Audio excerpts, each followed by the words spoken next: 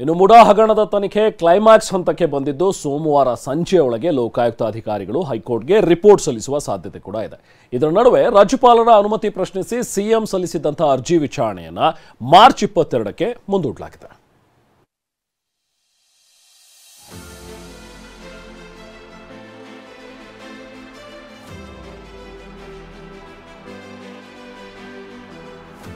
ಮುಡಾ ಹಗರಣದ ತನಿಖೆಗೆ ರಾಜ್ಯಪಾಲರ ಅನುಮತಿ ಪ್ರಶ್ನಿಸಿ ಸಿಎಂ ಸಿದ್ದರಾಮಯ್ಯ ಸಲ್ಲಿಸಿದ್ದ ಮೇಲ್ಮನವಿ ಅರ್ಜಿ ವಿಚಾರಣೆ ಇಂದು ಹೈಕೋರ್ಟ್ ವಿಭಾಗೀಯ ಪೀಠದಲ್ಲಿ ನಡೆಯಿತು.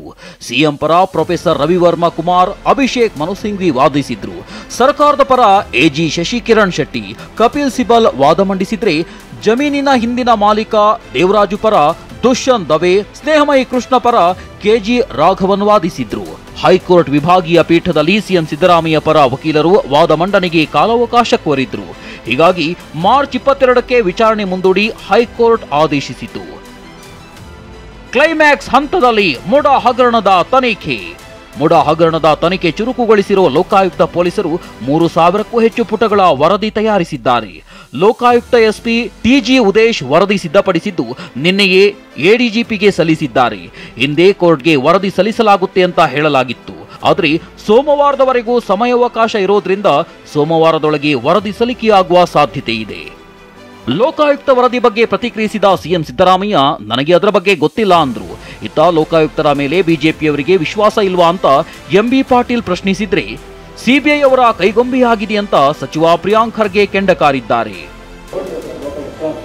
ಲೋಕಾಯುಕ್ತ ನನಗೆ ಗೊತ್ತಿಲ್ಲ ಇದು ನನಗೇನು ಗೊತ್ತಿಲ್ಲ, ನಾನು ತಿಳ್ಕೊಳಕ್ಕೂ ಹೋಗಿಲ್ಲ. ಯಾಕಂದ್ರೆ ಸಿಬಿಐ ಇವ್ರ ಮನೆದತ್ತ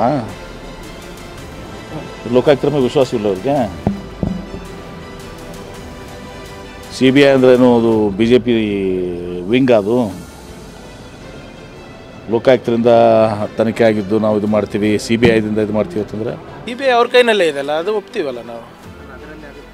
ಅದೇ ಅವ್ರ ಕೈನಲ್ಲೇ ಇದೆ ಅಲ್ರಿ, ಅದು ಅವ್ರದ್ದೇ ಕೈಗೊಂಬೆ ಅಲ್ಲ. ಸಿಬಿಐ, IT, ED, ಗವರ್ನರ್ ಕಚೇರಿ ಇವೆಲ್ಲ ಯಾರ ಕೈಗೊಂಬೆಗಳು? ಅಲ್ಲಿ ಏನು ಹೇಳ್ತಾರೆ ಅದು ಕೇಳ್ಕೊಂಡು ಅದರ ಆದೇಶ. It is not an investigating agency, it's A implementing agency. ಇತ್ತ ಮುಡಾ ಮಾಜಿ ಆಯುಕ್ತ ಹಾಗೂ ಅಧಿಕಾರಿಗಳ ವಿರುದ್ಧ ಕ್ರಮಕ್ಕೆ ರಾಜ್ಯ ಸರ್ಕಾರ ಸೂಚಿಸಿದೆ. ಕ್ಯಾಥೆಡ್ರಲ್ ಸೊಸೈಟಿಗೆ ಅಕ್ರಮವಾಗಿ ಸೈಟ್ ಹಂಚಿಕೆ ಕುರಿತು ಹಿಂದಿನ ಆಯುಕ್ತ ದಿನೇಶ್ ಕುಮಾರ್ ವಿರುದ್ಧ ಕ್ರಮಕ್ಕೆ ಸರ್ಕಾರ ಸೂಚನೆ ನೀಡಿದೆ. Bureau report, TV9.